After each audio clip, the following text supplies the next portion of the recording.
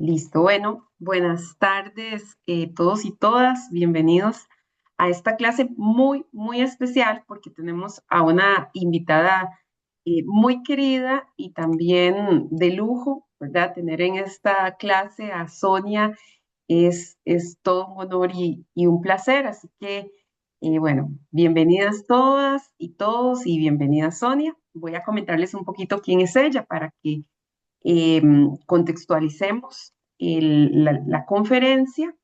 Bueno, Sonia Alejandra Bazán es una destacada docente, investigadora de la Universidad Nacional del Mar del Plata.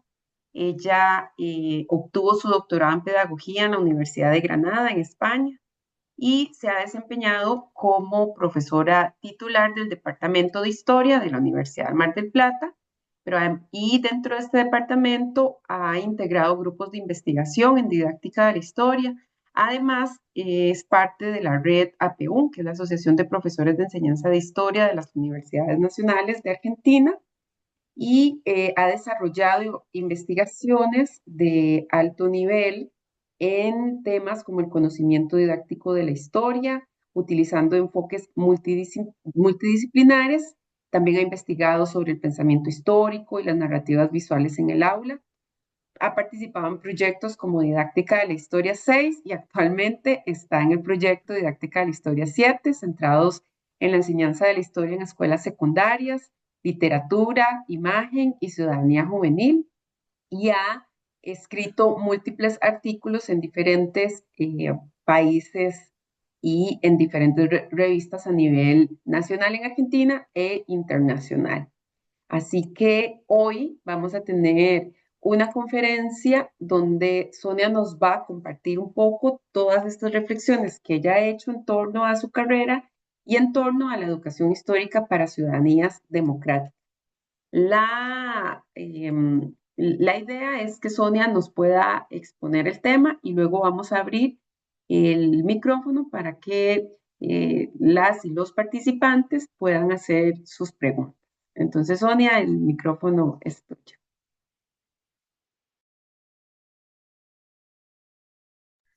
Bueno, hola, aquí pleno invierno.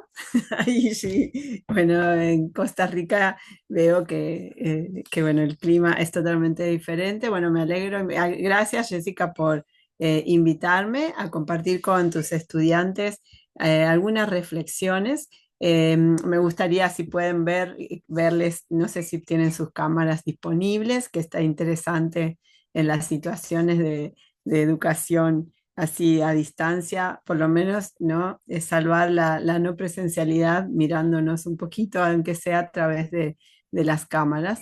Pero bueno, voy a ir a, mi idea es presentar, ahí funciona bien.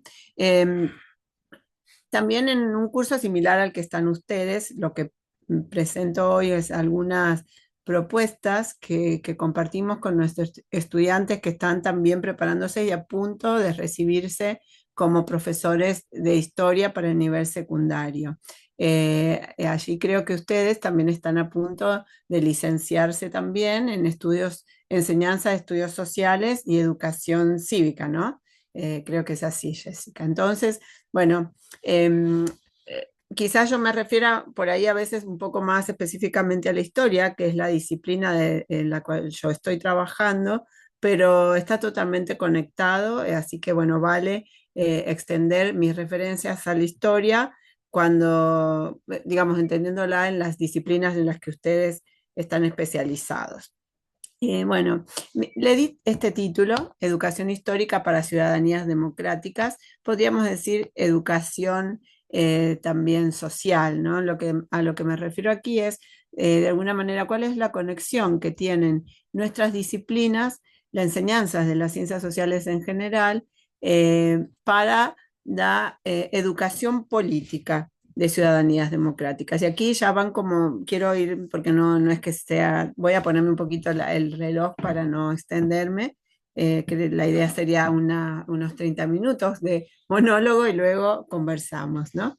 Entonces, eh, no sé si ustedes han reflexionado en torno a esto, en pensar, bueno, cómo nuestras disciplinas pueden colaborar concretamente en la educación política y cuál es el lugar de, digamos, de la historia, las ciencias sociales o cualquiera de nuestras disciplinas en esa formación y qué conexión hay, cualquiera sea el tema que estemos enseñando, cuál es la conexión que hay con esa educación de ciudadanías democráticas.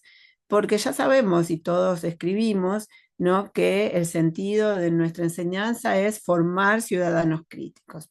Pero eso en realidad también es un eslogan vacío muchas veces, ¿no? Y la idea es poder adentrarnos en nuestro quehacer didáctico, en nuestro oficio de profesores para decir, bueno, ¿cuál es realmente en qué momento y cómo nosotros podemos trabajar en esa formación? Es decir, tiene que ver también con darle un sentido ético y político a nuestra tarea y encontrar en cualquiera de los contenidos, en cualquier momento y en todo momento del desarrollo de nuestros currículums, ese sentido. Entonces, digamos que el abordaje de este eje es un eje que podría ir a la par de cualquiera de los otros ejes que yo sé que ustedes han elegido también para sus temas de investigación. Voy a comentar un poquito acá algo sobre Argentina brevemente y bueno, ustedes después en todo caso me contarán qué pasa en Costa Rica, ¿no? Pero plantearnos acerca de los sentidos de la educación histórica hoy nos hace pensar en cómo fue, digamos, pensada, planteada la escuela, la educación o la historia en la escuela secundaria desde el siglo XIX y XX concretamente. Y ahí esto es interesante para pensar y darnos cuenta de la gran diferencia. Si bien nuestras escuelas tienen la forma del siglo XIX aún, el sentido de la enseñanza ha cambiado notoriamente. Hay un autor que ya es de los años 90, posiblemente más viejo que ustedes, ¿no?, que habla justamente del código disciplinar. Es decir, nuestras disciplinas tienen, digamos, un formato que se repite e incide en la enseñanza escolar en la escuela. Y esto, en verdad, es lo que podríamos pensar y pretendemos de alguna manera romper. ¿Por qué? No es que sean incorrectos, pero en realidad tienen que ver también con la búsqueda de una construcción ciudadana totalmente diferente a la del siglo XXI, ¿no?, que era la del siglo XIX, es decir, una ciudadanía homogénea, una ciudadanía, digamos, la enseñanza de la historia de las ciencias sociales básicamente tenían que ver con un formato de enseñanza de la historia de las ciencias sociales que correspondían con paradigmas positivistas, institucionales, de los grandes hombres. Pueden recordar y seguramente ustedes tendrán en su recorrido de lecturas algunos de estos autores en la historia nacional de ustedes, ¿sí?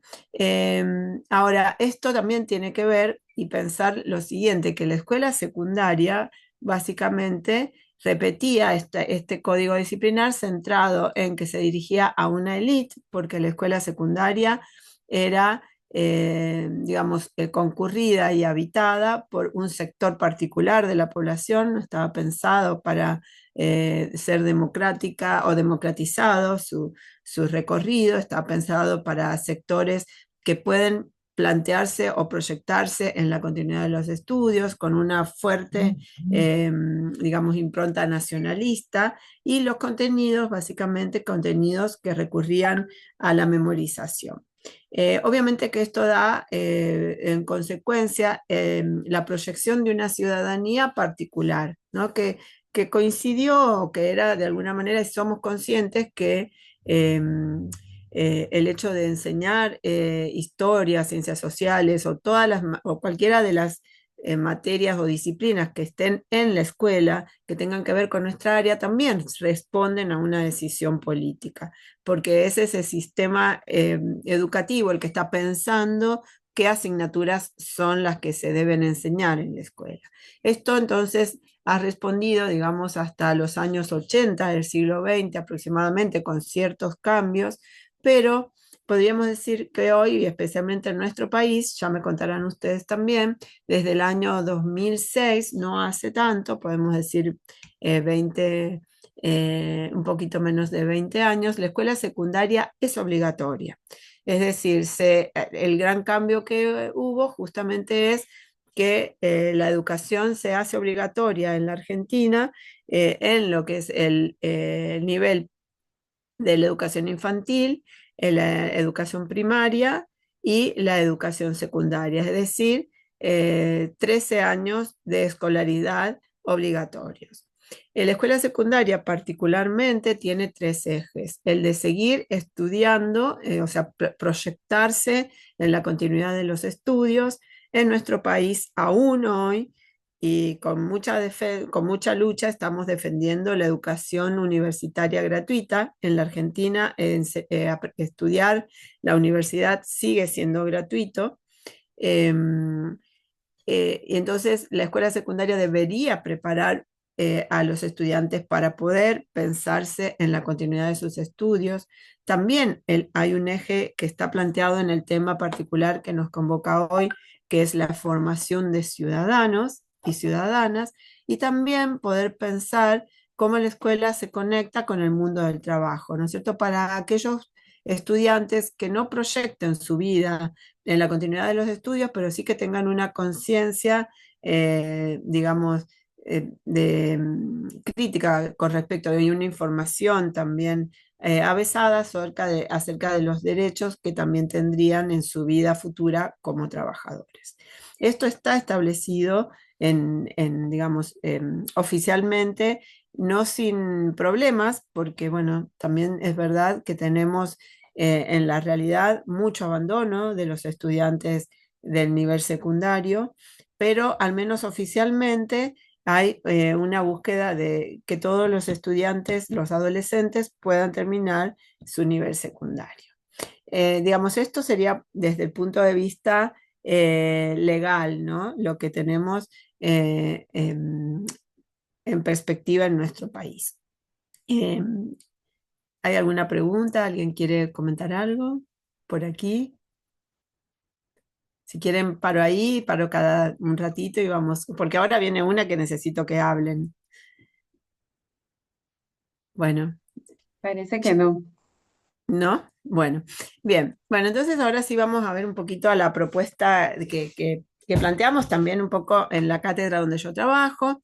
En la Argentina también, las cátedras, yo estoy a cargo de la cátedra de didáctica de la historia con los estudiantes que están en el mismo nivel que ustedes, creo, porque son estudiantes que están terminando o van a terminar su carrera el año próximo y van a hacer sus prácticas de enseñanza. ¿M? Entonces, vamos a trabajar acá. Me gustaría entonces aquí, y tomo de esto, bueno, es una pintura que me encanta, pero también la tomo de Enzo Traverso, ¿sí? De su libro Revolución, una historia intelectual. Él justo trabaja este cuadro, pero me gustaría que ustedes me digan que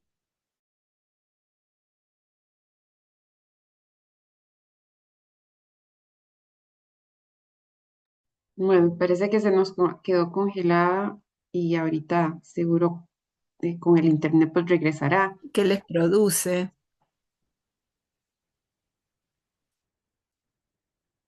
¿Están ahí? ¿Están Sí, ahí? es que nos habías desconectado unos segundos, pero ya. Supongo que ¿Está? la indicación es como cuál es el sentido que le vemos a esta imagen. ¿Es así? Sí, sí, sí, sí. Bueno, entonces, chicos, chicas, desde ustedes el micrófono. Bueno, para aportar, primero que todo, buenas tardes, profe, buenas tardes, muchísimas gracias, Sonia.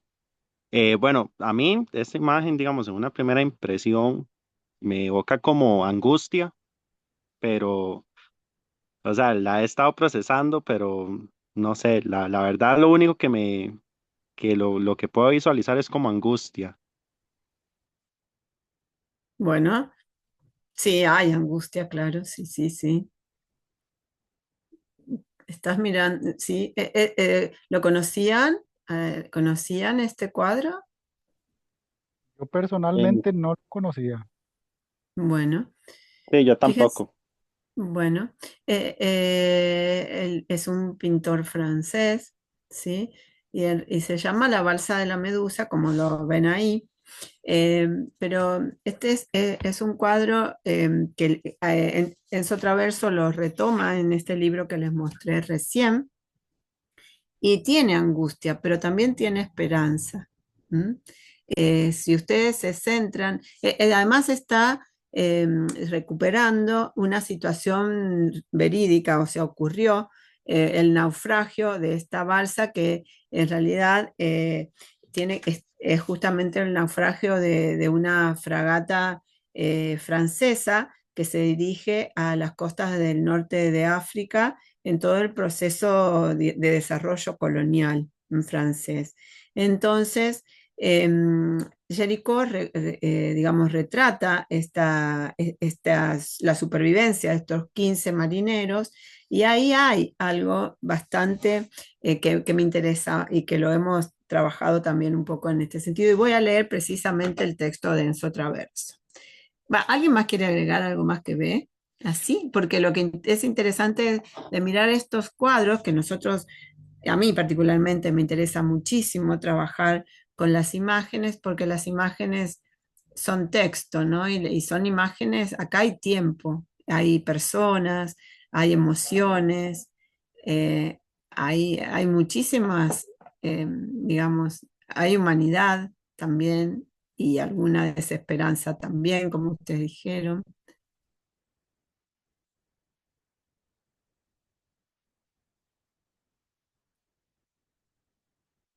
Sí, ¿qué les produce verlo?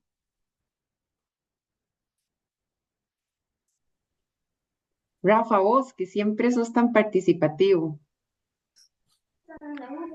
Hola, Hola. buenas tardes. Bueno, muy similar a lo que dice Jafet. Sin embargo, yo sí veo como esa lucha, digámosle, o ese toque entre vida y muerte. Digámosle, hay cuerpos como esparcidos en lo que queda en los restos del barco y se ve como una lucha de las personas que todavía tienen vida como por ascender, como por mantenerse vivos y Mm, sobre un escenario de muerte. Aparte, me llamó mucho la atención, bueno, ahora que usted ya mencionó el contexto, sí, obviamente cobra ya un sentido, pero sí me llamó mucho la atención las olas, la que mm. sale a mano izquierda, que es una ola muy pesada, muy alta. Bien, bien, entonces es interesante y bueno, y un poco la propuesta de Jessica también me hizo elegir volver a retomar esta imagen que la hemos utilizado también un poco, obviamente, que representa una situación concreta de 1810, de principios del siglo XIX, pero es una imagen que ha sido retomada periódicamente por distintos autores. Voy a leer lo que dice Traverso entonces. Dice, hay un impactante contraste entre el anciano que contempla pasivamente la catástrofe, es decir, el que está aquí abajo, fíjense que parece el pensador de Rodin, que Rodin fue posterior, ¿no? Y parece justamente el pensador, el que está aquí abajo en la parte de la base, afirmado, ¿no? Como con desesperanza, ¿no? Y el joven negro que agita con vigor el pañuelo rojo. Él retrata a un marinero negro justamente a propósito, porque está dándole, justamente él también es anticolonialista, el pintor es anticolonialista y le está otorgando también un sentido de liderazgo a un personaje que no es el personaje, digamos, que se consideraría un líder para el momento en el que él está realizando esa pintura, sino todo lo contrario, está rupturizando ese liderazgo, está pensando, bueno, ¿quién es el que aún sigue con fuerza en una situación de crisis y de naufragio, ¿no? Entonces, agita con vigor un pañuelo rojo, sugiere otro, perdón que corté todo, vuelvo a decir, sin cortarme. El impactante contraste entre el anciano que contempla pasivamente la catástrofe y el joven negro que agita con vigor un pañuelo rojo sugiere otro extendido dilema de nuestro tiempo. El conflicto entre la resignación y la esperanza, entre la capitulación y la búsqueda obstinada de una alternativa, entre el abandono y el renacimiento, entre la impotencia y la desesperación, frente a un paisaje de derrotas y el esfuerzo desesperado por resistir. Es simbólico, ese es del libro Revolución de Traverso, página 22, ese párrafo refiere concretamente allí, y me interesaba para pensar acerca de nuestra función de profesores en una escuela que se plantea como una escuela formadora de ciudadanías democráticas. El contexto en el que nosotros vivimos en el siglo XXI no es un páramo, no sé si estamos en la situación de naufragio, pero está en una situación bastante movida. Digamos, no estamos navegando plácidamente en el mar del desarrollo democrático, sino todo lo contrario. ¿No? Los vientos políticos no parecen señalar justamente esto, y por lo tanto podríamos pensarnos ante este dilema, ¿no? Que se avecina en estos tiempos que nos tocan vivir. Sobre todo, y quizás la mirada también se ve, bueno, cómo nosotros políticamente estamos viviendo hoy en la Argentina, ¿no? Y si estamos un poco atentos a las noticias, bueno, cuáles son también los vientos políticos que están moviendo nuestras balsas, digamos. Así que elegí este cuadro para pensarnos ahí, digamos, en una situación en qué parte de la balsa nos ubicaríamos, ¿no? En la pintura aparece como separada en dos, aquí me tapa, pero no sé si ustedes lo pueden ver, ahí, acá lo estoy corriendo, está pintadito chiquititito la barca que los va a salvar, que incluso él está retratando, no me voy a detener más acá, pero bueno, era para poder iniciar. Aquí está un historiador, entonces también, que hoy lo voy a retomar, también francés. La historia tiene mucho aporte de los historiadores franceses, pero me interesó por esto, ¿no? Porque dice, ¿para qué enseñar historia? Podríamos pensar, ¿para qué enseñar ciencias sociales? ¿No? Entonces, dice Boucheron, Patrick Boucheron, la historia es un kit de supervivencia. Podríamos decir, bueno, los contenidos de las ciencias sociales son un kit de supervivencia contra el fatalismo. Así lo explica Patrick Boucheron.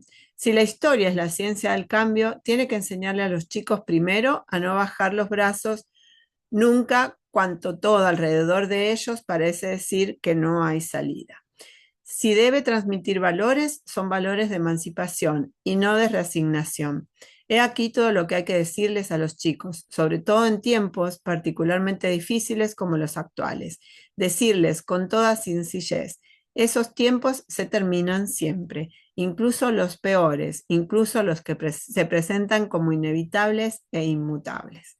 Tiene que ver, ¿no es cierto? Bueno, es una frase que hemos discutido con nuestros estudiantes, pero también nos carga de una responsabilidad política, y que tiene que ver justamente con plantearnos nosotros como futuros profesores, o ustedes como futuros docentes, en ese sentido con el cual ustedes deberán también ir respondiendo qué hacemos hoy, qué le da sentido a nuestra enseñanza en el nivel secundario. Entonces, hay autores que están pensándolo.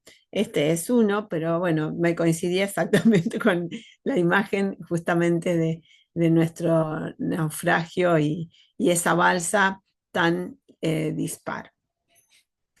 Ustedes pueden cortar y participar, así no me quedo. Y tú, Jessica, me cortas también cuando lo creas conveniente. Y entonces, bueno, un poco va por aquí, ¿no? Porque para romper realmente esa propuesta del siglo XIX, de estas asignaturas, ¿no? Positivistas, repetitivas, en realidad, la idea de apostar a la educación de ciudadanías democráticas tiene que ver y está conectado en cómo nosotros planteemos el desarrollo de los contenidos, ¿sí? Porque en realidad enseñar nuestras disciplinas en el nivel secundario no es hacer una reducción del contenido, como simplificarlo para poder llevarlo a la escuela. Esto es todo lo que se hace y ustedes hacen en su licenciatura de enseñanza, ¿sí? Porque no me voy a meter en ese aspecto, pero ustedes seguramente están trabajando esa transformación, ¿no? Porque tiene que ver con la escuela como un proyecto social, no como el escenario de ese proyecto social, en donde nuestras disciplinas tienen que dar respuestas morales, pensarse para futuros deseables y futuros posibles también, ¿no es cierto? Y formadores de una conciencia sociohistórica, es decir, bueno, cómo nosotros, cada punto de estos que están aquí en el globito serían también para ir pensándolos, pero voy a rescatar esta idea, ¿no? La enseñanza de las ciencias sociales en la escuela secundaria no es la reducción, digamos, de la disciplina y llevarla tal cual a la escuela, sino que es una transformación teniendo en cuenta este sentido. Cuando nosotros pensamos en ciudadanías democráticas, nuestras disciplinas tienen que ser pensadas en la enseñanza para apoyar ese proyecto social. Entonces, no están destinadas a investigar en historia, investigar en sociología, investigar en ciencias políticas, sino que están destinadas a pensarse, a ser transformadas para la necesidad justamente de educar en ese proyecto social, que es un proyecto social objetivo, no neutral, y que tiene que ver con la apuesta a ciudadanías democráticas. ¿Mm? Es una decisión también. ¿Mm? Aquí tenemos un colega querido por Jessica y por mí, Sebastián Pla, y esto lo saqué de la revista de ustedes, ¿no? De Pla en primera persona, ¿no? Porque justamente tiene que ver aquí, ¿no? Con esto de decir, bueno, lo que se enseña en la escuela no es la disciplina, él lo desarrolla, ¿no? Y en el caso de la historia, él va a decir, es la historia escolar, es otra disciplina, no es una simplificación, es tomar la disciplina, pero no reducirla, ¿no? A un breviario, no hacer pequeños investigadores de la disciplina en la escuela. Nosotros trabajaremos con los contenidos de la disciplina, pero estamos pensando, ¿no es cierto? Nos apoyamos en la disciplina, pero la estamos transformando a ese contenido con otro sentido, y que tiene que ver básicamente con lo que necesitan esos jóvenes y esas jóvenes. Por lo tanto, bueno, aquí un poco un resumen, que se me deformó un poquito el círculo, perdón, pero bueno, esta es un poco la idea y la propuesta, ¿no? Pensar entonces en la educación democrática conectada con contranarrativas interseccionales y formas de desmantelar, digamos, y el desmantelamiento de formas de dominación diversas. O sea que acá podríamos pensar, esto daría para desarrollar más, lo planteo así como un poco a ver si alguien quiere preguntar o se lo imagina.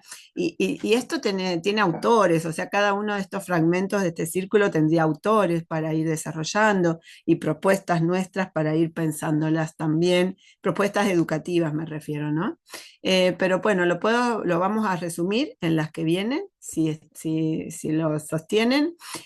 Acá hay una autora, una autora catalana, de la cual yo después le dejo la cita, el link al final, es Eda San, no sé si la han leído, Educación Política para una Democracia Radical, es el artículo que estoy un poco resumiendo aquí, ¿no? Y ella habla de la relación y la necesidad de la educación política en un contexto de crisis de la democracia liberal.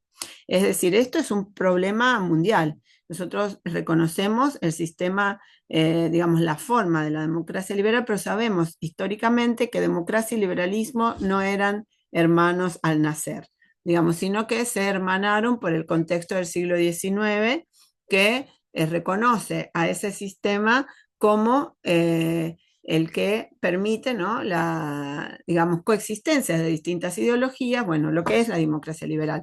Hoy en el siglo XIX, perdón, XXI, eso fue en el siglo XIX, pero en el siglo XXI estamos viviendo esa crisis. Ahora, aún no tenemos una alternativa en otro sistema. Sí sabemos que la tendencia, vemos, bueno, todo lo que ustedes han estudiado en sus carreras, ¿no? Lo que nos va marcando esa crisis de ese contexto. Ahora, en la escuela secundaria nosotros necesitamos una educación política en este contexto. ¿Cuál sería? ¿Cómo nos asimos, ¿no? A esa balsa que nos permite pensar con ese pañuelo en un futuro. O sea, está en crisis, está ahí, moviéndose con esas olas terribles, pero ¿cómo nos dirigimos a un futuro? Y acá hay algo importante también para pensar la idea de futuro, ¿no es cierto?, para nuestros estudiantes. Por eso la frase de Boucheron es importante, porque no vamos a decirles a nuestros estudiantes que estamos viviendo en un mundo feliz, ¿no? Pero sí es importante reconocer las posibilidades y abrir esas alternativas. Esto es como una, diría yo, un mandato para los adultos que estamos trabajando en la escuela secundaria. Como no hemos trabajado, Jessica les habrá comentado sobre el libro que se publicará próximamente, ¿no? Sobre lo que ven los estudiantes en el futuro. Hay ahí una esperanza en ellos. Entonces nosotros tenemos que abrevar esta idea de la esperanza fundamentada, ¿no?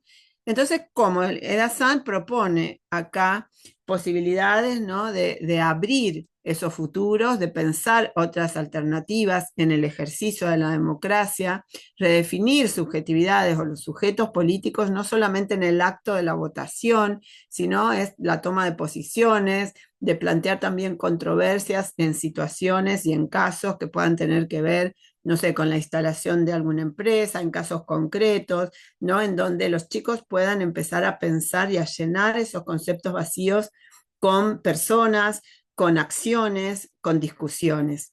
Es decir, ahí hay una propuesta concreta, ¿no? Con respecto a replanteos que podrían tener las propuestas nuestras, y no como un tema, hoy vamos a trabajar sobre la educación democrática, sino como plantearlo a lo largo de todo un programa del año y de la escuela en general.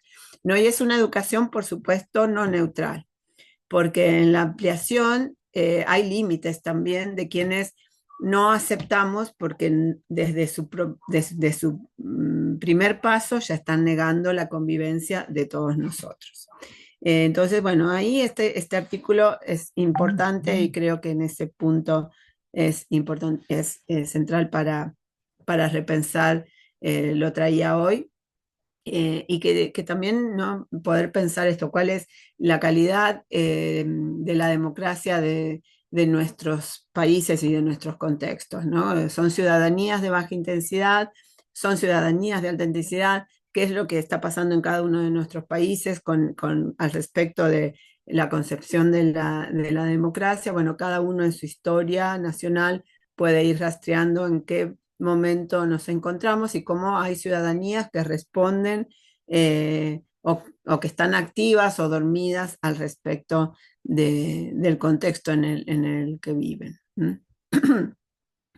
En otro de los componentes de este círculo que yo les había mostrado recién, también tiene que ver con las contranarrativas, ¿no es cierto? Y con otras, digamos, relecturas de la historia que pueden permitir eh, pensar alternativas, ¿no? Entonces, es decir, bueno, muchos didactas han trabajado esto, ¿no? Que tiene que ver con las problemáticas urgentes o la historia urgente, con la justicia curricular, también conectado con Nancy Fraser, justamente decir, bueno, ¿qué necesitan estudiar los estudiantes con los que yo trabajo? Esa historia blanca heteronormativa es para ciertos estudiantes o un contexto. ¿Cuál es la contranarrativa que yo puedo plantear para otros contextos de estudiantes ubicados en otros lugares, en otras regiones, con otras necesidades?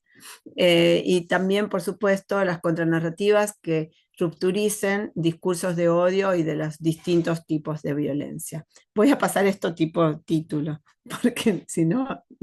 Bueno, y esto, digamos, tiene que ver con el enfoque interseccional de la enseñanza, porque es como nosotros o poder plantearnos, bueno, ¿cómo entran estos temas dentro de nuestro currículum? Todo lo que tiene que ver con racismo, segregación, desigualdad de género, de clase, de jerarquización cultural, la colonialidad del saber, la violencia en su distinta forma. Entonces, poder ver todas esas capas de desigualdad que nosotros podríamos enseñar a leer a los estudiantes, a identificar, a trabajar en los distintos contextos y temas que vamos abordando en nuestro currículum. Ese entrenamiento, ¿no? Es el entrenamiento, digamos, para poder ver en el afuera de la escuela, ¿no? Entonces, poder estudiar desde esta perspectiva es poder también después salir de la escuela e identificar esas capas de desigualdad. Bueno, y termino ya, porque bueno, vuelvo a Boucheron en un librito re chiquitito que él escribe también sobre, bueno, está pensando un poco sobre los problemas ambientales en conexión también con el avance de las derechas a nivel internacional. Y él entonces en este libro que se llama El tiempo que nos queda, bueno, me parecía interesante esta cita pequeñita para terminar. Y la leo. La historia de ese tiempo que nos falta no puede ser absolutamente desesperanzadora, por una simple razón, porque es también la historia del tiempo que nos queda, que no es en absoluto, perdón que me salteo muchas letras, un tiempo para sentarse a esperar, sino para, esperen porque lo voy a leer porque lo escribí todo mal, sin lentes, lo leo, discúlpenme. La historia de ese tiempo que nos falta no puede ser absolutamente desesperanzadora, por una sencilla razón, porque es también la historia del tiempo que nos queda, que no es en absoluto un tiempo para sentarse a esperar, sino para percatarnos de todo lo que aún no hemos perdido. Entonces, bueno, es un poco pensarnos en esa balsa, ¿no? Y bueno, y quizás acercarnos hacia el lado de los que ondulan ese pañuelo para pensar en un futuro posible para todas y todos. Y eso hay que enseñarlo, no solamente desearlo. Bueno, les voy a arreglar esto antes de compartírselo, porque también me salté muchas letras, perdonen. Y acá está la bibliografía. Hay alguna bibliografía de una autora argentina que tiene que ver también con pensar el futuro en conexión con la escuela, otras historiadoras argentinas con el enfoque de género, un historiador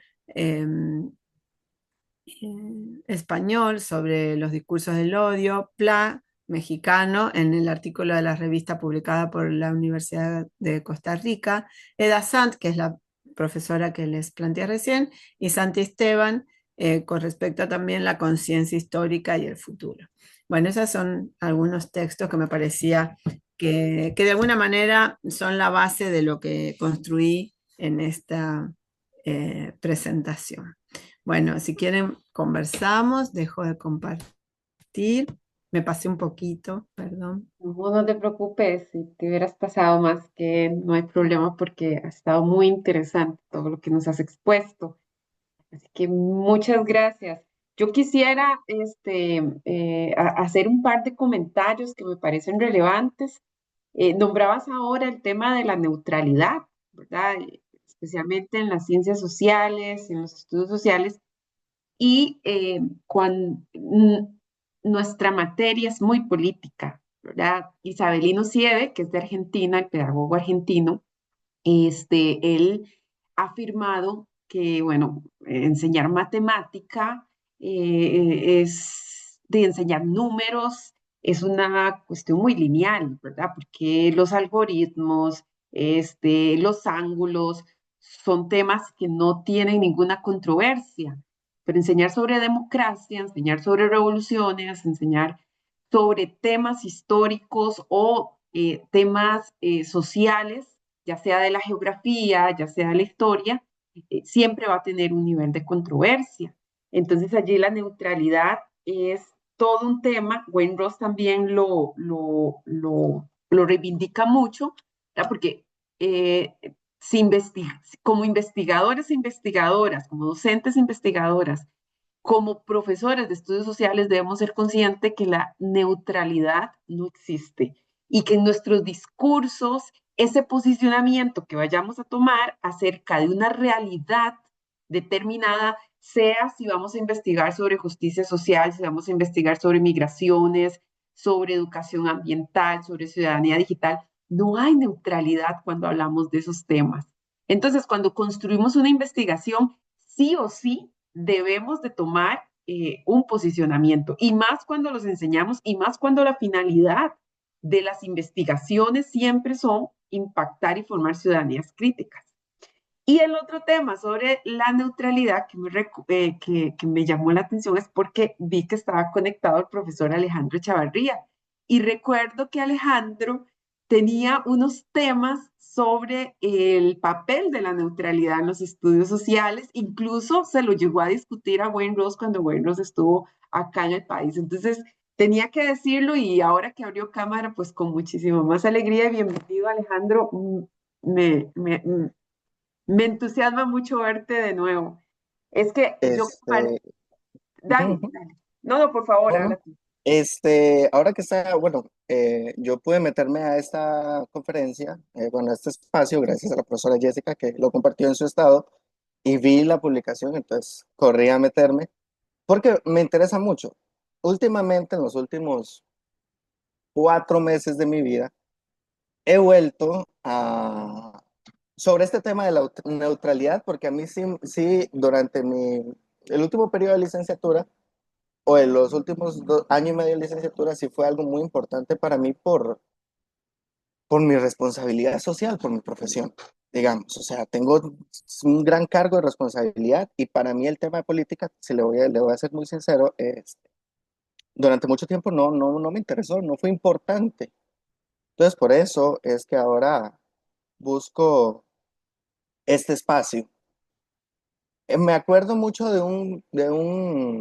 este, de un artículo, una publicación de Chantal Mouffe, que hablaba sobre la paradoja de la democracia. O sea, hablaba sobre el consenso en la democracia y cómo las personas, cuando hablamos o se enseñan las aulas de democracia, se busca netamente el consenso y se evita la discusión o se evita el conflicto entre las personas, esa es la palabra, se evita el conflicto en búsqueda de ese consenso, lo que genera muchas veces que esta pluralidad de pensamiento, estas diferentes ideologías dentro de un espacio de aula, ya sea universitario, de secundaria, inclusive de primaria, se priven. Y eso es principalmente lo que debería ser la democracia, un espacio abierto para las ideologías. Entonces, digamos, al yo tener esta duda que habló la profesora sobre que discutí con Wayne Ross, que en uno de sus artículos decía que un profesor de ciencias sociales no podía ser neutral, porque si era neutral era un cobarde, así lo decía, y que básicamente estaba en contraposición a lo que se quería dedicar, empezó mi interés sobre la política en materia educativa. Entonces, actualmente, con lo que estamos viviendo, geopolíticamente hablando, yo sigo teniendo muchas preguntas sobre la neutralidad y el no adoctrinamiento hacia los estudiantes.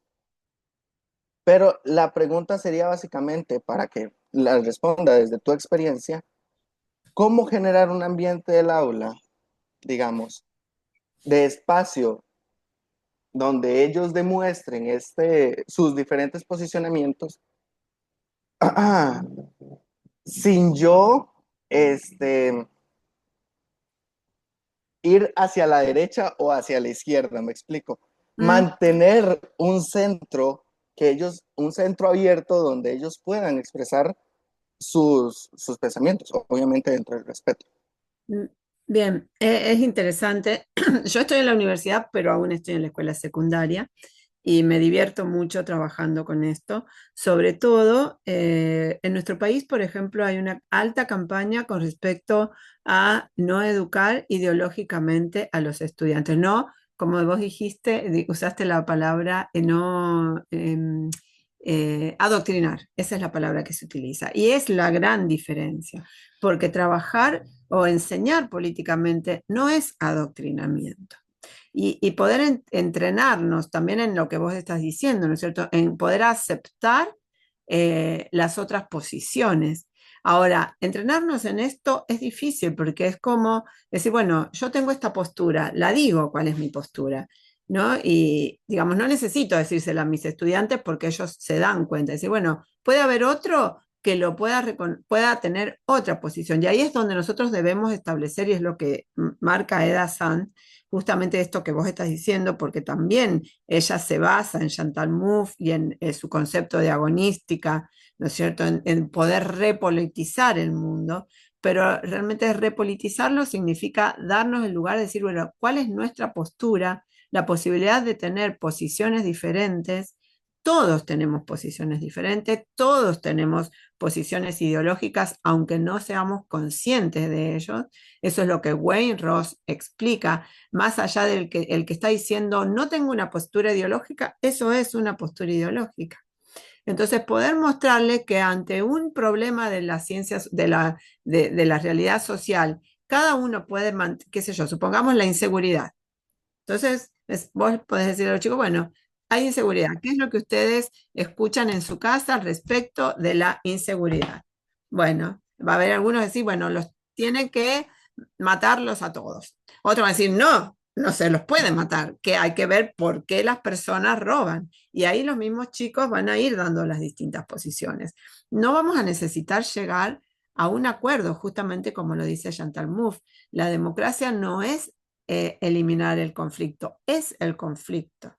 Es el conflicto, pero donde tenemos que reconocer, digamos, la posibilidad de escucharnos, de ver, bueno, cuáles son esas posibilidades de discusión, pero también de establecimiento de límites, con el sentido de decir, bueno, cuáles son las posturas políticas que nos anulan, que anularían justamente, que esto es el contexto que estamos, en el que nos estamos aproximando, porque nosotros como estudiosos de las ciencias sociales sabemos que hay un contexto económico también que va de la mano de estos sistemas políticos. Y el sistema económico, al parecer, no estaría necesitando de la democracia. Y a esto es a lo que se refiere Boucheron, se refiere Mouffe, se refiere Wayne, ¿no es cierto? Y los distintos autores que han trabajado desde esa perspectiva. Entonces, no somos neutrales. Y yo diría que ni siquiera los profesores de las ciencias exactas son neutrales, ¿no? Porque quizás la matemática sí, porque por su abstracción, pero por ejemplo un físico no es un científico martillo, porque nosotros también podemos pensar qué se hace con esos conocimientos de la física, dónde se están utilizando, ¿no? Ahora que estamos en el momento de, bueno, una guerra que parece haberse detenido, pero el conflicto no se ha superado, ¿qué ocurre, no es cierto, con el descubrimiento de esa energía? ¿Qué dijo Einstein al respecto? ¿No es cierto? Bueno, entonces también ahí se puede trabajar muchísimo, incluso si los profesores de física quisieran hacerlo, también se darían cuenta que no son neutrales. Eh, Poder aceptar esto, que todos tenemos una ideología, es un ejercicio, porque también esto es lo que vos decís, también hay peligros de que haya profesores que usen su aula como un lugar de adoctrinamiento. No es lo que estamos pensando, ¿no? Esto que Eda Sand dice, bueno, abrir las posibilidades, expandir las posibilidades de la democracia, cambiar esas ideas de la democracia como para romper justamente esa apatía y esa desilusión sobre la democracia que están teniendo también los jóvenes. Entonces, bueno, ahí hay mucho para hacer. Sofía. Sí, doctora. Yo en este caso, bueno, quería comentar que me parece como muy pertinente todo lo que usted nos ha comentado. Yo estoy realizando mi tesis sobre imaginarios nacionales en sistema educativo, principalmente en nuestro caso el mito de la Costa Rica Verde. Y parte de lo que he leído es que muchos autores justamente recalcan esto que usted mencionaba, ¿verdad? Que a veces uno como docente, o en realidad todos los docentes, pues ya tenemos como no somos 100% neutrales, ¿verdad? Porque además de ser docentes, también somos personas que formamos parte de de una sociedad, somos ciudadanos, ¿verdad? Y ya tenemos como cierta, pues, ideologías, ideas que fueron propias pues de nuestro crecimiento en sociedad, ¿verdad? Entonces me parece muy interesante y me recordó mucho lo que decían todos, lo que decían varios autores justamente de esto, de cómo muchas veces sin darnos cuenta, eh, a partir de estas ideas que nosotros tenemos, pues así es como se las enseñamos o así es como se las interpretamos a los estudiantes, ¿verdad? Entonces, me pareció nada más, es un comentario nada más como que me pareció muy pertinente, ¿verdad? Y que uno como docente también incluso tiene que hacer como esa reflexión interna de qué parte de lo que yo creo es realmente un juicio de valor o si le estoy fomentando a los estudiantes solo una perspectiva, que es mi perspectiva según mis experiencias, ¿verdad? Entonces, eso era lo que yo quería comentar, ¿verdad? Que no tenemos incluso una neutralidad porque inconscientemente ya tenemos valores, ¿verdad? Que nos han inculcado incluso antes de ser docentes. Eso Bueno, es. primero es hacernos conscientes de esos valores, Sofía. Luego no, ay, sí estoy, ¿no? Sí estoy habilitada, bien. Es hacernos conscientes de esos valores y de esos principios. Creo que es lo primero que un profesor tiene que tener seguro. No tenerle miedo a la no neutralidad. No somos, digamos, neutrales. No somos neutrales, ni se desea que seamos neutrales. Porque hay pasión, porque hay deseo, porque vos querés una forma de vida, todos queremos y tenemos un proyecto de vida. Eso no está mal. Y yo quiero decir, cómo quiero, me imagino el futuro mío y el futuro de mis estudiantes. Entonces, yo quiero jubilarme, quiero cobrar una buena jubilación, quiero enfermarme y que me atienda un médico, quiero tener mis hijos que tengan un trabajo estable. Eso no es neutral. Y quisiera eso para todos y todas. Ahora, ¿desde qué lugar sería el no deseable? Decir, bueno, que solamente tengan jubilación, vacaciones y obra social las personas que ganaron en su vida tal cantidad de dinero. Eso tampoco es neutral. Ahora, eso deja de lado o deja fuera muchísima gente. Entonces, ahí es donde uno también tiene que intentar desarmar, ¿no? Algunas posiciones. Los chicos tienen también desde su casa tienen una ideología también incorporada y no conscientemente. Entonces, cuando hablamos de la educación democrática, nosotros tenemos que estar seguros en ese sentido de cuál es la ciudadanía que queremos eh, desarrollar. No que todos pensemos lo mismo, pero que sí seamos respetuosos de ese otro pensamiento y que podamos también decir cuáles no entran en este abanico de posibilidades, ¿no? Yo puedo tener una posición de centro izquierda, de izquierda. Ahora, los extremos eliminan al otro, ¿no? Entonces, ¿cuál no es un pensamiento fascista? No sé, no puede convivir con la democracia, porque en sí mismo niega la democracia. Un liberal puede, y rescatemos a los liberales y rescatemos el liberalismo desde su perspectiva histórica. Y hay liberales, ¿no es cierto?, que son muy interesantes de leer. Ahora hay otros que eliminan a gran parte de la sociedad. Bueno, esos no pueden entrar en el diálogo democrático porque desde su punto de partida son antidemocráticos. Entonces, cuando estamos hablando de la educación democrática, primero es esto, o sea, realmente decimos, bueno, ¿cuál es cuál es nuestro posicionamiento? ¿Cómo podemos preparar a los estudiantes no a pensar lo mismo que yo, pero cuáles son los elementos a considerar y darnos cuenta la consecuencia que tienen la sociedad nuestras formas de pensamiento? También hay algo interesante de Wayne Ross en un texto que tradujimos también, bueno, pero un poco tiene que ver con la ciudadanía, ya no me acuerdo ni cómo le llamaba, la ciudadanía desobediente, ¿no? Este, La ciudadanía entonces, peligrosa. peligrosa. Esto. Entonces, y que hay una parte que siempre recuerdo, digo, ¿y por qué? Todo lo que leamos, porque ahí es donde viene, ¿no? La cuestión, darles lecturas a los estudiantes, poder habilitarlos en esas ideologías, que las puedan leer, ¿no? Especialmente las clásicas o los mismos pensadores, seleccionar esos textos. ¿Por qué? Porque es como el alimento de nuestros lentes. Para mirar la realidad, uno tiene que tener un bagaje teórico. Entonces, vos recién, Sofía, dijiste, lo tenemos inconscientemente, pero también lo tenemos a partir de nuestras lecturas. Entonces, creo que ahí también hay una apuesta, ¿no? A algo que vamos a tener que hacer, o sea, proponer alimentar también a nuestros estudiantes con información, sobre todo en las redes, en momentos de posverdad. Bueno, no me metí con todas las cuestiones de redes y la posverdad y los discursos que circulan, pero cuando hablamos de contranarrativas, es poder decir, bueno, esto está instalado como verdad. ¿Cómo organizo la contranarrativa de esto que se instaló? Tengo que hacer una información por otra vía. Entonces ahí generarle, como dice Dazán, el dilema al estudiante. Entonces está instalado que tal, bueno, no sé, cualquier discurso de odio, ¿no? Que los inmigrantes son lo que está ¿no? llevándonos a perder nuestras buenas costumbres, que se lo estoy diciendo una bestialidad, ¿no? Entonces, bueno, eso se instala, circula, ¿no? Circula que los inmigrantes le sacan los puestos de trabajo a las personas del país. Circula, se instala, se apropia la gente de esto. Bueno, tengo que armar una contranarrativa acerca de ese discurso, porque yo sé que ese es un discurso violento, segregacionista, racista y todo lo que dijimos recién. Entonces, ¿cómo lo construyo? No lo voy a deconstruir diciendo, no, eso está equivocado. Tengo que deconstruirlo produciendo la tensión.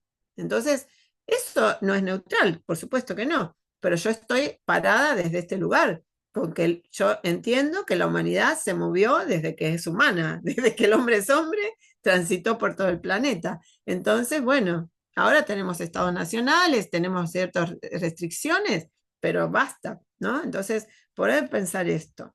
Eh, y bueno, y un poco como podemos decir, bueno, ¿de dónde provienen nuestros antepasados? De pocos lugares podemos decir que somos todos o son todos oriundos de ese lugar. Bueno, y así podríamos seguir, ¿no? Pero bueno, esa es un poco la pista que me parece importante. Sí. Sobre este tema, Sonia, me parece tan interesante llevarlo hacia el tema del currículo, ¿verdad? Porque acá la mayoría de las y los estudiantes están incorporando algo de currículo en sus tesis o en sus trabajos de investigación.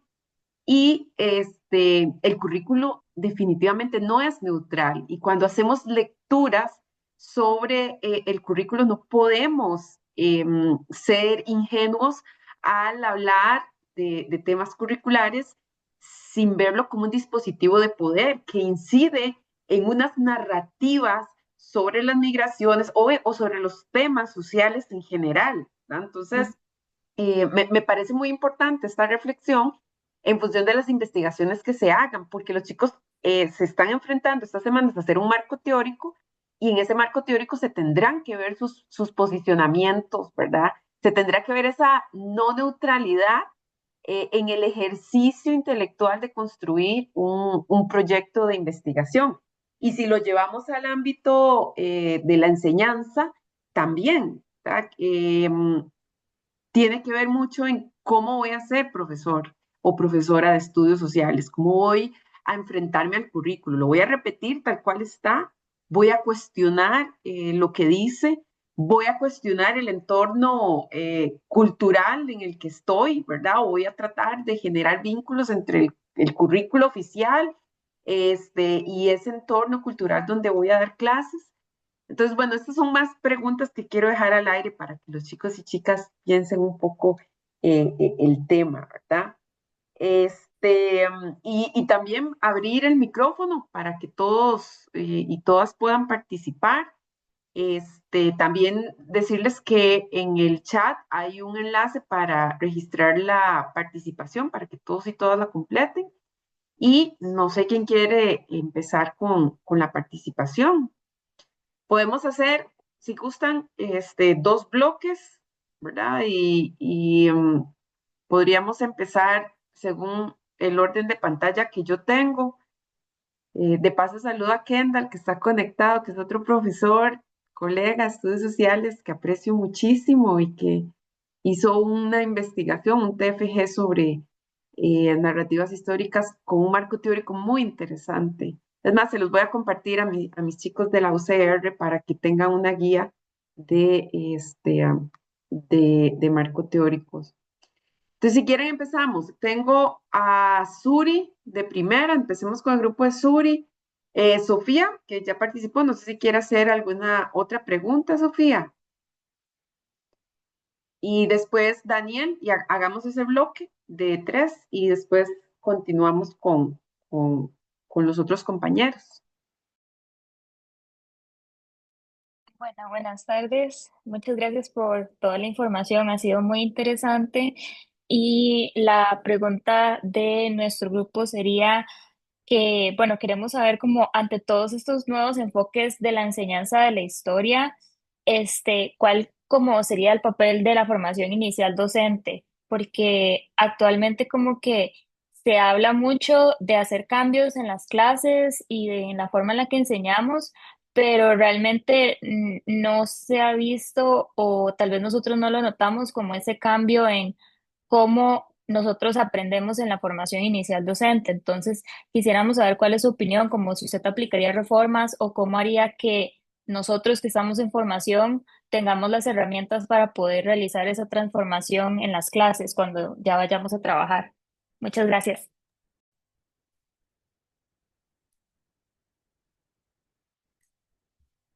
Jessica, ¿querés que escuchemos dos o tres?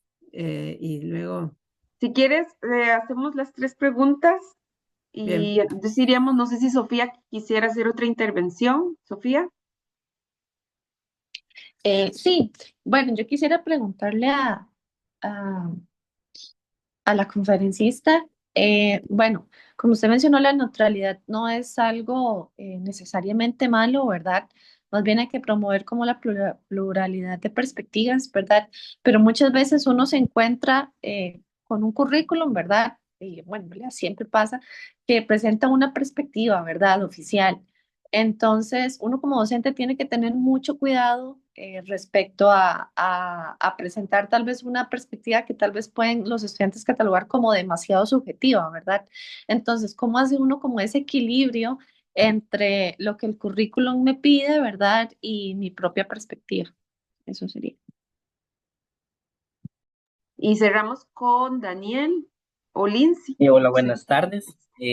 Bueno, mi compañera y yo estamos trabajando en una investigación sobre cómo se puede integrar el saber autóctono costarricense en la enseñanza de los estudios sociales, específicamente con el tema del agua y el territorio. Entonces, en este contexto me surge la pregunta de ¿cómo cree usted que el intercambio entre saberes, como el autóctono, en este caso el saber indígena de los pueblos indígenas, y el escolar, cómo puede aportar a la formación de estudiantes más críticos y respetuosos de la diversidad cultural?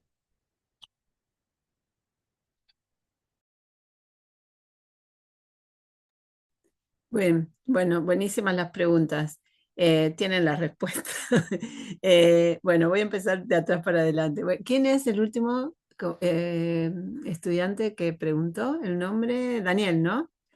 Sí, Daniel. Bueno, sí, Daniel, ahí me parece que justamente tenés en la pista, ¿no? Porque cuando hablamos de las contranarrativas, y ahí voy a tratar de combinar con los otros chicos que preguntaron, ¿no? Cuando uno plantea una contranarrativa, por ejemplo, un saber de pueblos originarios, es una contranarrativa sobre un saber, digamos, llamado científico. ¿M? Entonces, ahí hay pautas para plantear, porque justamente ahí vos como profesor vas a poder hacer circular ese saber y hacerlo digamos, dialogar con un saber que puede ser, ¿no? el normado. Y ahí es el lugar del profesor, el que va a poner en diálogo justamente esos saberes y es digamos, ideal que entren esos saberes en diálogo a la escuela, ¿no? Justamente acá en la Argentina tenemos algunos sectores de nuestro país donde están comenzando habilitarse justamente esos saberes y serían deseables de ser incorporados. ¿Por qué? Porque lo opuesto es justamente ideológico, o sea, que no ingresen esos saberes, que son saberes que tienen nuestros estudiantes, sus familias, es una pérdida cultural al respecto de esa información. No entran en competencia, ¿no? Sino que deberían dialogar y ver justamente, bueno, incluso qué saberes son los necesarios o los que elegimos para que nosotros podamos resolver un problema determinado, que en realidad el sentido de la enseñanza de lo que nosotros trabajamos es justamente esto. ¿Qué resolvemos? ¿Qué cosas podemos resolver? ¿No? Con eso que leemos, con eso que sabemos, con esas prácticas que tenemos, ¿qué podemos resolver de la vida que estamos teniendo, ¿no? La vida que se va a proyectar? De esas experiencias del pasado, de esa sabiduría de nuestros antepasados. ¿Qué elementos podemos recuperar? ¿Cuáles nos siguen sirviendo? ¿Cuáles están superados? Entonces, de alguna manera es democracia eso, ¿no? Porque es, digamos, rescatar, no es que solo eso ¿no? ancestral va a desplazar el conocimiento científico, pero ¿por qué no recuperarlo y ponerlo en diálogo? Ese conocimiento científico puede ser, perdón, ancestral puede ser analizado con los ojos de los científicos y capaz que sale, digamos, revitalizado y refortalecido. Entonces, es importante dar esa voz. ¿Por qué? De lo contrario, eso no es justicia curricular. Porque si vos en tu grupo de estudiantes tenés chicos que tienen esa información, esas vivencias, esas creencias, esas fiestas, todo lo que compone la cosmogonía de los pueblos originarios, y no la dejás entrar, eso no es justicia curricular. La justicia, porque de lo contrario vos estarías imponiendo otro formato que anula eso y genera una discordancia total. Entonces, cuando nosotros hablamos de justicia curricular, que es otro concepto altamente democrático y altamente no neutral, quiere decir esto, ¿no es cierto? Entonces, ¿por qué yo voy a enseñar, supongamos, la historia de la conquista desde la perspectiva de la entrada de la civilización? No, no lo puedo hacer. O sea, aunque haya sectores que lo quieran seguir haciendo, no lo puedo hacer porque ya hay estudios científicos que han mostrado que esto no fue así. Tampoco es que las poblaciones originarias de América Latina éramos una unidad sin conflicto, eran, ¿no? Entonces también está demostrado y también se plantea ahí. Entonces creo que en lo que vos preguntás, Daniel, la necesidad es entrar. Hay que hacer, bueno, un trabajo ahí importante con el currículum y ver estas conexiones que decía Jessica entre el currículum que a vos te toca enseñar bueno, y llamar y hacer entrar esa voz. En esto es interesante, léanlo al de Dazan, porque me parece que de ahí les puede dar pistas, porque sería abrir esos actores, ¿no es cierto? ¿Por qué no invitar esas abuelas, por ejemplo, que puedan traer esa información o, bueno, cuáles sean los sujetos de esa comunidad que puedan traer esa información, analizarlos, traer la otra voz en otro momento, ¿no? Y que los mismos estudiantes vayan viendo y poniendo en diálogo esas distintas perspectivas. Esa sería una.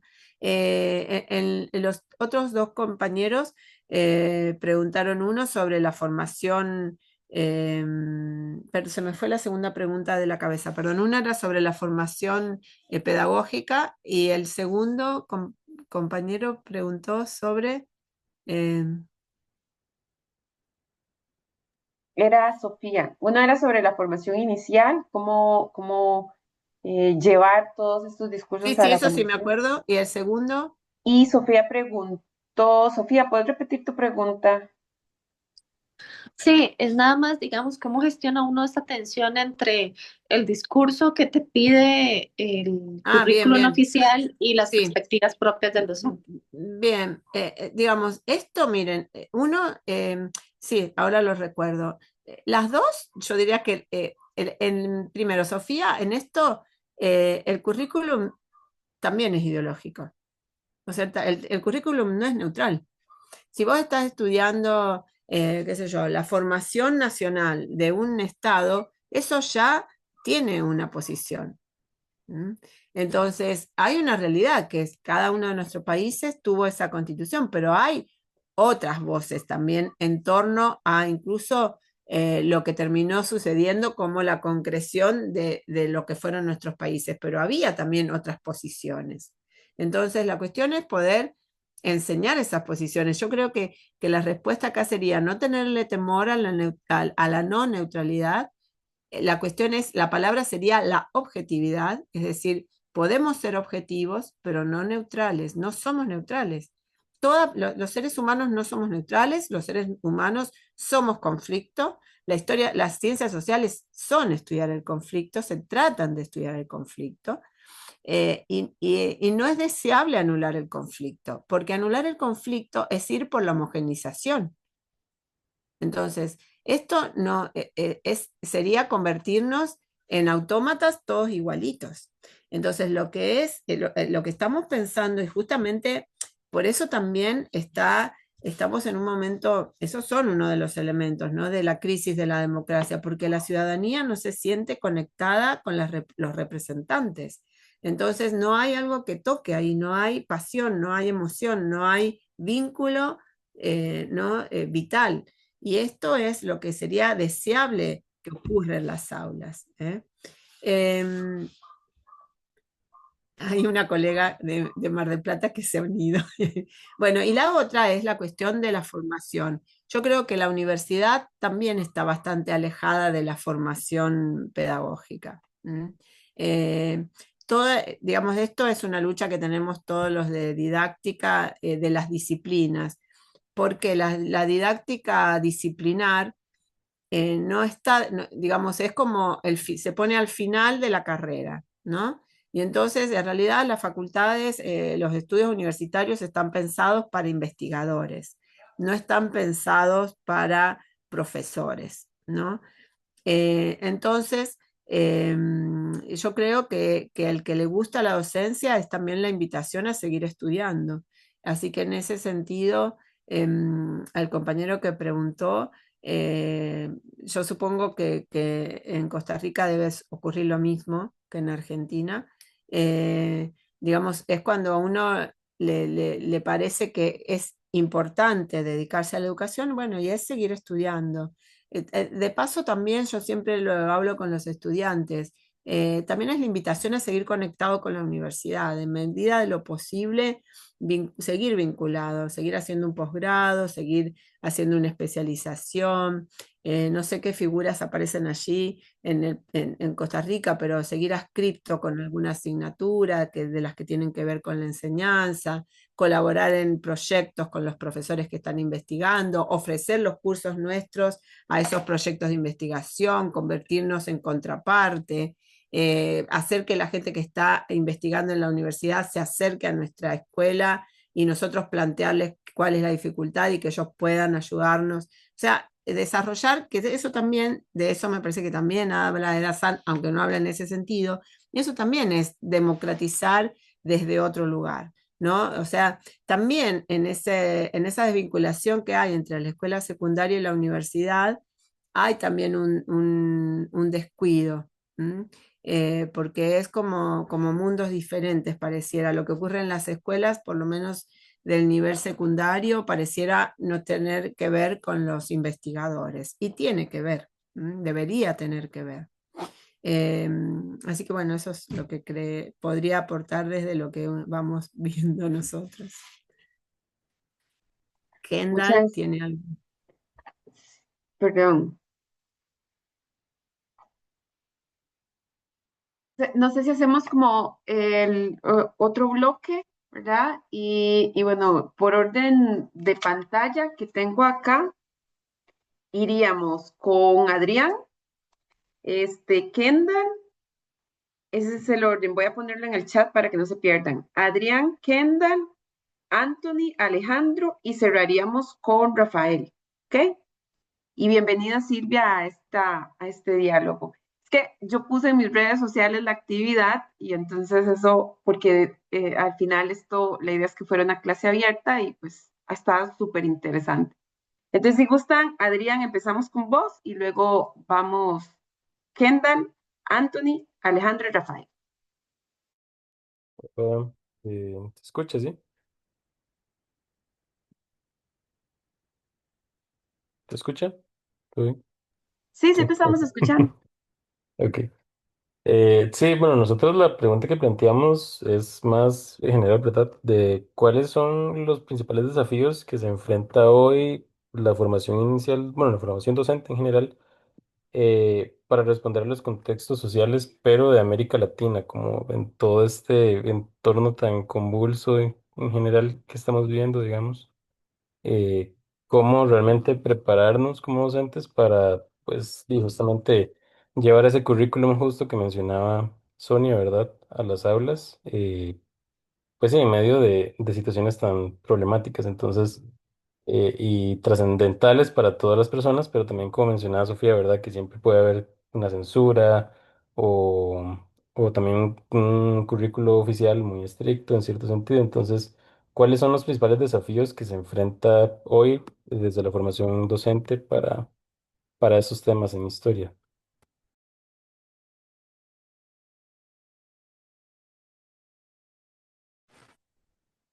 Bueno, creo que continúo yo, ¿verdad? En este proceso. Bueno, primero agradecerles a la doctora Jessica y a la doctora Sonia por habilitar este espacio tan necesario cuando estamos en estos procesos de formación, ¿verdad? Y bueno, de paso, de brindarle las mejores energías a todos los que se enfrentan a este proceso de marco teórico que siempre, ¿verdad? Es bastante interesante. Bueno, tal vez yo no tengo una pregunta, pero sí quisiera como generar mi conclusión al respecto, porque me parece que en este tema de clase abierta y todo, viene al caso. Eh, bueno, me quedó resonando lo que dijo la doctora Sonia sobre vientos políticos de cambio, ¿verdad? Yo pensaría que estamos viviendo huracanes de cambio en este momento que es bastante convulso. Y en esta realidad, ¿verdad? Bastante convulsa a nivel político, a nivel social y inclusive a nivel económico, no sabemos, ¿verdad?, lo que viene. eh, es realmente interesante y es realmente necesario posicionarnos, ¿verdad? Como docentes en este plano, ¿verdad? De lo que se viene, es decir, la neutralidad eh, y creo que queda para la investigación histórica, pero deberíamos de tomar posición como docentes de estudios sociales, de educación cívica, acá en el caso de Costa Rica, y pensar que como decía la doctora Sonia, para que exista democracia tiene que existir conflicto.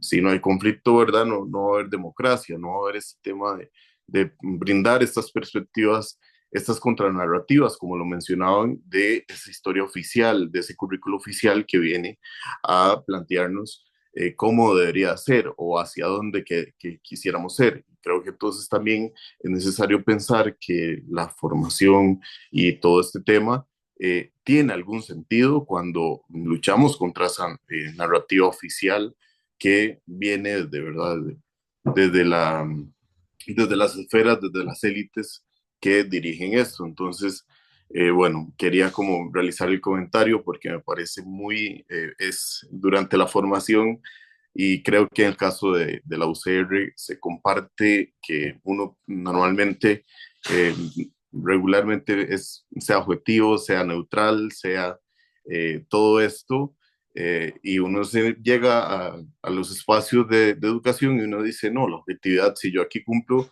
una objetividad de ellos, no estoy haciendo nada acá. Y como docentes tenemos esa función social que debe ser eh, tomada muy en serio. Muchas gracias.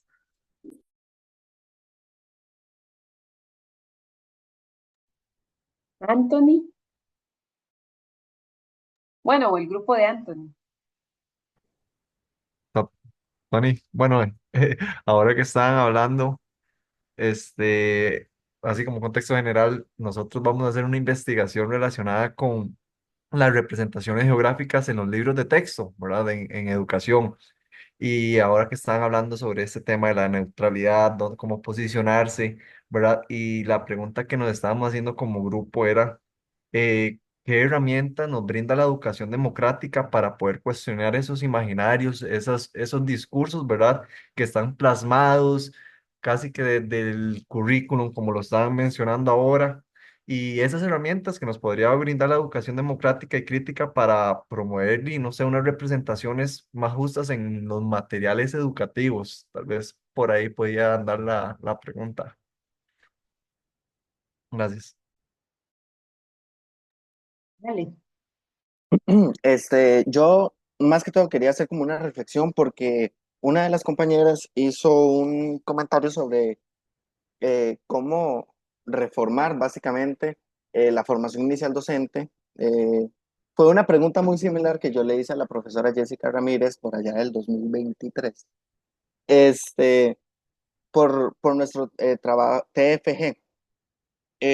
Sí recuerdo que días después, no sé si semanas, días, leímos un artículo, creo que fue Joan Payés, donde hablaba que para transformar la formación inicial, o sea, para transformar la formación docente, debíamos, y esto responde un poco a la duda de la compañera, debíamos comprenderla primero, informarnos, o sea, investigarla, eso era lo que evocaba, y producir, o sea, además de problematizarla. Esto responde un poco a esas reformas que se le pueden hacer a partir del actuar del quehacer docente. Ya nosotros como docentes, bueno, yo en su momento, como docente en formación y los futuros docentes que vienen, el hecho de producir este conocimiento, el hecho de investigar, ya genera una problematización sobre nuestra forma inicial. Lo hice yo en mi caso, problematizando el tiempo histórico en primaria. Lo hizo por ejemplo, la primera investigación que leí yo fue, y no es porque esté acá, si no estuviera acá también lo diría, fue la tesis doctoral de la doctora Jessica Ramírez, que fue la primera vez que yo tuve un acercamiento a problematizar la formación inicial. Y luego vinieron compañeros como Gustavo y Jeffrey, que son los que me acuerdo ahorita, y luego mi generación empezó a producir sobre la formación inicial. Entonces, esto es un poco de manera reflexiva a la compañera que hizo la pregunta sobre formación inicial, porque me recordó mucho a mí cuando yo hice la misma duda, o muy similar a la profesora Jessica, que el principal actuar docente debe de ser la problematización, no quedarse con lo que está, no quedarse con lo que estamos viendo, con lo que hay alrededor de nosotros, sino ir más allá, investigar, porque al final y al cabo la profesión o la mía de ser docente de estudios sociales, sepan que esto es un investigar y un no parar, que todos los días hay cosas nuevas que investigar, que problematizar y cada día aprendemos más, ya sea de los estudiantes, ya sea en espacios universitarios o de nuestro mismo entorno. Muchas gracias. Y cerramos entonces con Rafael. Sí, hola, hola. Nosotros queríamos hacer una pregunta. Bueno, nosotros lo vamos a vincular con ciudadanía digital, pero digamos de un modo más general. Ahora, la doctora Sonia hablaba sobre la cuestión de los futuros posibles, ¿verdad? Y eso es muy relevante. Entonces, la pregunta es cómo el docente puede lograr enseñar a pensar futuros posibles en realidades populistas, por ejemplo, como las que vive Argentina con Javier Milei o acá con Rodrigo Chávez, utilizando la ciudadanía digital desde el enfoque crítico para eso, construir mejores futuros. Porque, digamos, los dos sí tienen como escenarios. Ella ahora empezó hablando de educación, obviamente, pero, digámosle, Milei y Chávez comparten ciertas cosas, porque, por ejemplo, yo estaba buscando info sobre esa cuestión de que no ha habido como una desinversión o un desinterés por seguir financiando a Argentina, que en los últimos 2 años anda entre el 30 y el 40%, según información. Y eso sería, Bueno, gracias. gracias por las preguntas y los comentarios. Em, bueno, Bueno, ahora sí anoté, ahora sí anoté los nombres y todo. No sé por qué. Bueno, la verdad que creo que compartimos, y esto nos pasa un poco cuando nos ponemos en contacto, ¿no? Lo que nos ha pasado con Jessica y Sebastián cuando hemos compartido lecturas y la investigación que tuvimos hace unos meses y el año pasado. Y escucharlos también me hace recordar a mis estudiantes, ¿no? Y hay problemas en común, por supuesto, y creo que hay desafíos en común. Y voy a empezar de atrás para adelante o a ver cómo lo conectamos. Pero, con respecto a lo que Rafael dice, em, e incluso también con lo que preguntó Sofía y lo que propuso ahora Alejandro, creo que la idea sería pensar en niveles de micropolíticas, ¿no? Que son también como micropolíticas de resistencia. Creo que de alguna manera hay que fortalecerse en un respeto por nuestro trabajo intelectual, ¿no? Y nuestro posicionamiento de nuestro proyecto social, y con eso estamos plantados para trabajar y enseñar en la escuela. Em, que no debería ser censurado en un contexto democrático. Si hubiera censura, justamente, es porque no es democrático. Y ahí hay algo preocupante para realizar. ¿Cómo podemos mostrar que nuestro abordaje no es un abordaje, digamos, de adoctrinamiento? Justamente porque cuanto más sepamos y más habilitemos esas distintas perspectivas, no estamos adoctrinando, estamos habilitando a que se discuta, a que se pueda fortalecer esas diferentes posiciones y a marcar cuáles son los límites que no entran en la discusión, porque son los que no nos permiten realizar una vida en democracia. Como vos lo estás diciendo, Rafael, cuando empecemos a trabajar, sobre todo, bueno, un poco el proyecto que nosotros comenzamos este año tiene que ver con los discursos del odio y la posverdad en las redes, que es con lo que se alimentan nuestros estudiantes. Nuestros estudiantes no están formados en una conciencia social crítica, ¿no? Sino que van absorbiendo y se están formando mucho más por lo que circula en los medios que incluso lo que sus familias les están enseñando, que también se están alimentando por los medios. Entonces, ahí hay una posverdad que está girando en muchos sentidos, como por ejemplo el desprestigio que vos mencionaste recién, Rafael, acerca de la educación pública, ¿no? Y todo lo público tiñéndose o todo lo que asociándose, qué sé yo, como pensadores de izquierda, como si fuera plena Guerra Fría. Obviamente que todos estos discursos que no solamente están girando en Argentina, sino que, como dijo también Adrián, Adrián no, Kendall, no es las tormentas de cambio, no son buenos vientos.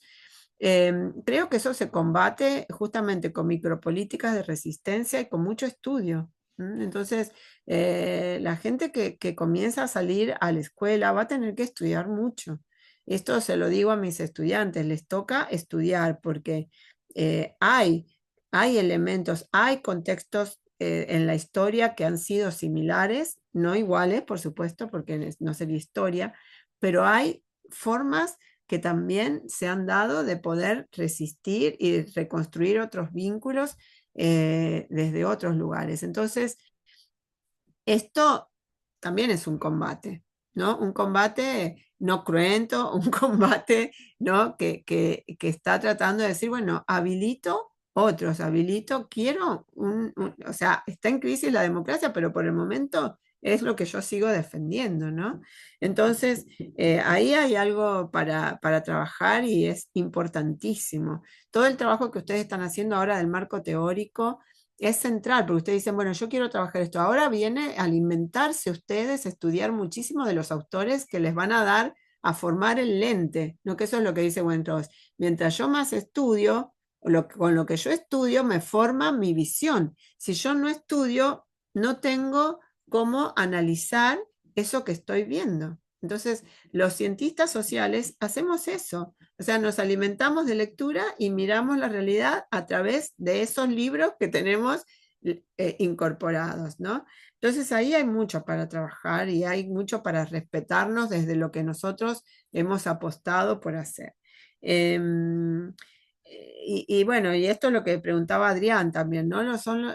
La formación inicial, yo creo que, miren, hace años yo estoy ahora ya en el final de la carrera, yo me estoy por jubilar, pero recuerdo cuando era estudiante, siempre se lo comento a mis estudiantes, que me dijeron, vos cuando salgas no vas a saber todo, vas a tener la cajonera. O sea, la facultad te habilita con la cajonera. La que se va a tener que dedicar a rellenar esa cajonera sos vos. O sea, no, o sea, la formación inicial puede ser de mejor calidad o no, pero es el graduado el que tiene que seguir buscando ese camino, como dice Alejandro, incluso haciendo que ese camino, que va a ser un camino complejo, porque ustedes también están diciendo, o Kendall, ¿no? O Alejandro, hablaron al respecto de esto. La formación universitaria sería muy lento que esperemos que cambie. Hay que generar alternativas, ¿no? Y en esto también vuelvo a Eda Sand. Hay que generar otras alternativas de horizontalidad, de investigación, de circulación, de agrupamientos. Tiene que ver con eso. También nosotros como profesores convertirnos en otros sujetos políticos, ¿no? No estar esperando siempre, y nosotros en nuestra práctica también, generar acciones que no estén esperando siempre que sea el de arriba el que cambie el contexto. Obviamente que en contextos más amigables trabajaríamos mucho mejor. Bueno, no son los que nos tocaron vivir. Entonces, es esto, es lo que dice Boucheron, no vamos a esperar que cambie, no nos podemos sentar a esperar que cambie, porque la cosa parece que no va a cambiar, ¿no? Así nomás. Y bueno, y con respecto a las representaciones geográficas, que son totalmente ideológicas, ahí hay muchísimo por hacer. Y ahí hay muchísimos investigadores y los geógrafos. Ahora no tengo porque cambié el celular, como le dije a Jessica, y justamente estuvimos trabajando hace poco con mis estudiantes en unos textos con respecto también a la definición de territorios y a toda la representación de mapas y que tiene que ver con lo ideológico y con el poder sobre todo. Ahí hay una muy interesante perspectiva también para abordar. No sé si tu pregunta, Anthony, tenía que ver con pensar autores o fortalecer esa línea que está buena, la verdad que es interesantísimo. Bueno, y creo que vamos por ahí. Kendall hablaba sobre la responsabilidad social y yo creo que el profesor sí tiene una responsabilidad política, ¿no? Desde esta perspectiva que estamos diciendo. La política en la idea de la comunidad, ¿no? Bueno, y creo que fueron por ahí las preguntas. La censura, si fuera existente, creo que tiene que ver con acciones no democráticas. Y también hay que ver un poco cuánto sabemos. Y voy a comentar algo, por ejemplo, que me ocurrió a mí no hace mucho, hace 2 años atrás, que todavía estaba trabajando en otra escuela. Cuando yo llegué, porque había estado de licencia ahí, bueno, saben que en Argentina está aprobada la ley de interrupción del embarazo, no sé en Costa Rica, pero cuando yo llegué a la escuela me dijeron, no se te ocurra hablar del tema porque las familias acá no quieren saber nada de eso. Bueno, dije yo, muy bien. Entonces no hablé de eso, pero busqué, ¿no es cierto?, con Silvia Federici, entré por otros temas que tienen que ver, ¿no es cierto?, con el enfoque de género y hay algún texto que también trabajamos con una novela que habla sobre el control del Estado sobre el cuerpo de la mujer, que es el perfume, en la introducción del perfume de Patrick Susskind.